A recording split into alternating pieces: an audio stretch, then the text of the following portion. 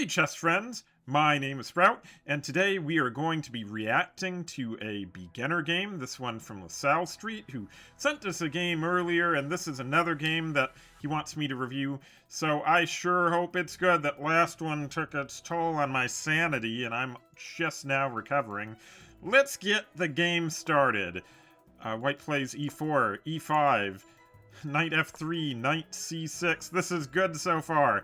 My sanity is intact so far, but the game is still early. White plays the Italian game with the move bishop to c4. What's black gonna do? Black mirrors that bishop and puts their bishop on c5. Alright, and they just go ahead and castle. The good thing to note right here is that usually f7 is a super weak square. It's the weakest square on the chessboard at the start of the game. And here in this position, you don't have to worry about the fork that can often occur, because if white was to try something like that, we control the g5 square with our queen. We can just snap it off. So instead, white castles. Black plays the move f6. Now, I will say here is another situation where, especially if you are a beginner at chess, you might be a little bit scared, thinking, okay, well now the queen's cut off from the control of g5. Can't my opponent now jump in with the knight? Isn't that going to cause me a headache? And you'll see this a lot at the beginner levels of the game. Black can castle here, and white will think, okay, we can just go ahead and force a trade and we'll take the rook. But the problem here for white is it's just a really horrible deal for them. I mean, a rook is worth 5, and a knight and a bishop is worth a total of 6. So white's getting the worst of that deal. And if we turn on the analysis real quick, I'm sure the analysis is going to agree with me. Let's give it a second here to update. Yeah, look at that.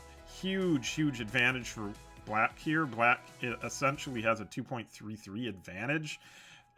So that just showing you that is nothing to fear at all. If you're a beginner, don't fear that exchange at all. That works out in your favor.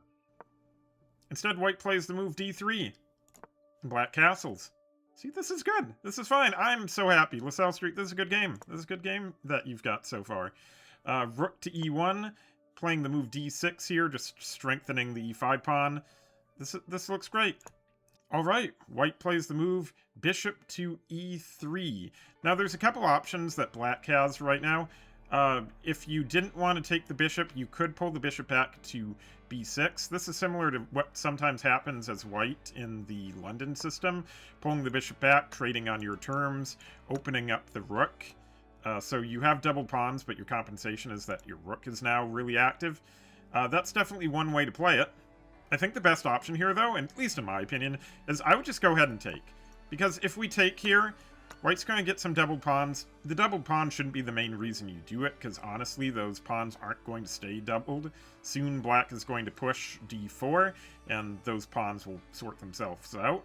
But the main reason I like that is that doing anything else with the bishop is kind of losing a tempo, and we don't want to lose tempo. We don't want to essentially lose a turn and allow our opponent to have the initiative.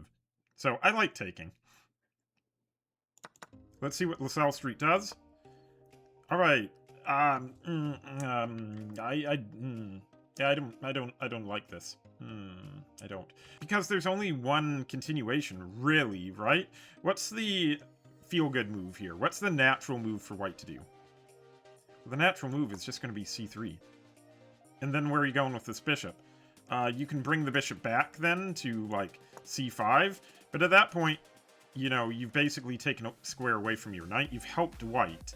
You've basically spent a move doing absolutely nothing and going back, so it's a wasted move. Or you can bring the bishop back to a5. They'll play the move b4, chasing it further, and now you've allowed white to have even more space.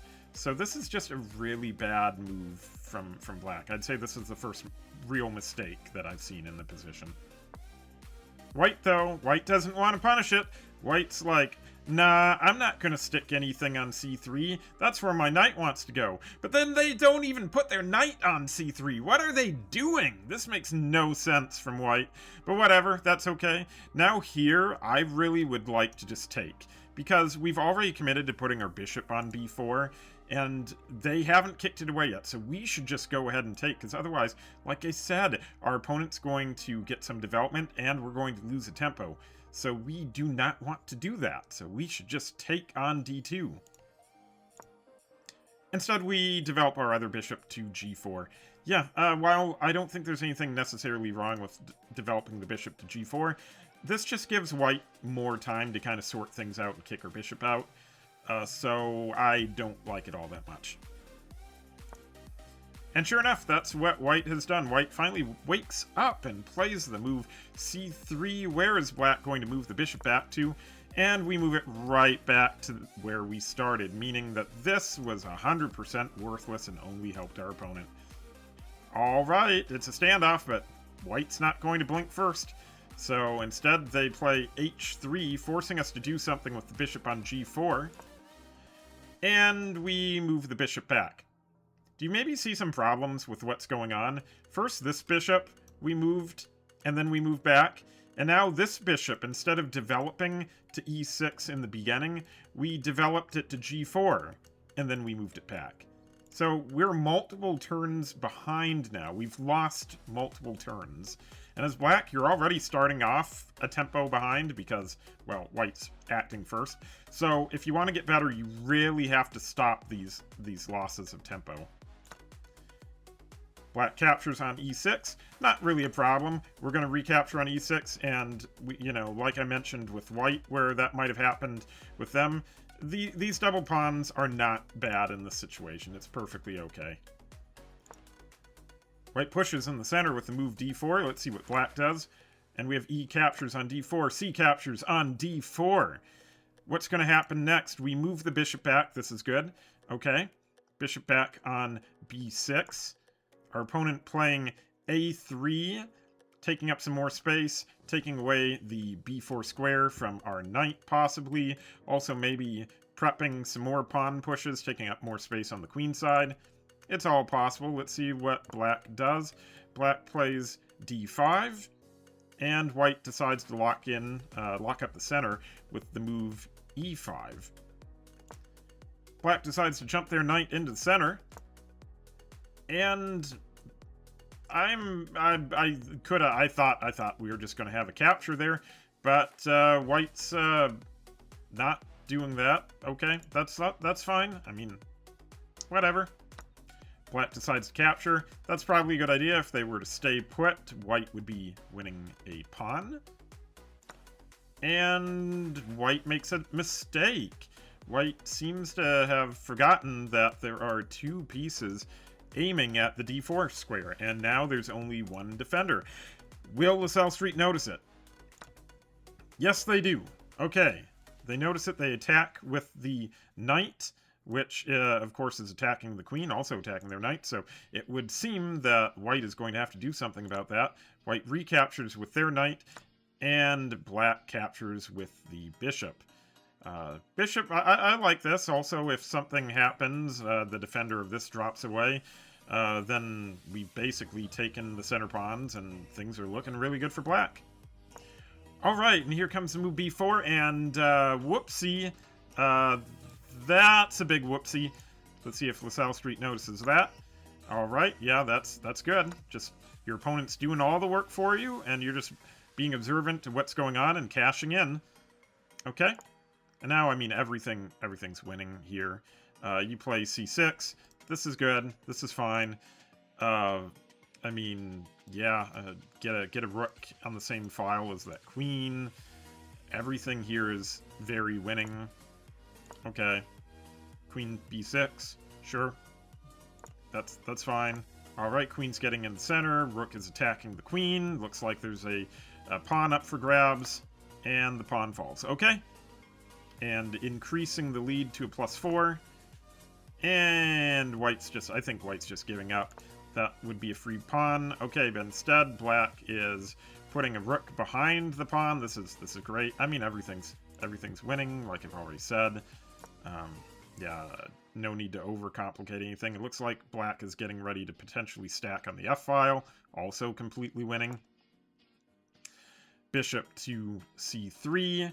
Gotta move the queen. Queen moves over to the f-file. We're getting ready to hit f2.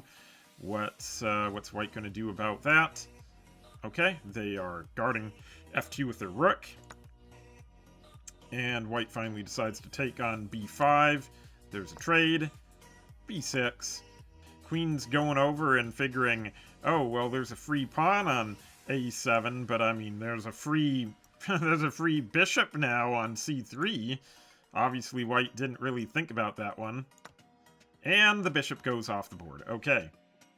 And now, I mean, this is just crazy. Yeah, alright, the queen now takes on an a7. I mean, are you sure about that? Are you sure about that? You really want that? Okay, alright, yeah, go for it. And, alright, that's exactly what happens. Rook c1. King has to move off to the side. Imagine queen f4 probably works just fine right now. Yeah, queen f4. And now it's checkmate. It's actually just checkmate in 2. Because queen can capture here on f2, recapture. I love queen sacrifice mates. Those are so fun. All right, you missed the mate in 2, but I mean it doesn't matter. It doesn't matter. It's still mate coming up. It's all good. Yeah, the queen can give a single check, but then we just block with a rook, and that's all she can do. And your opponent resigns. Wow. That was a really, really good game. So again, I think the only problem in this game was wasting a whole bunch of time.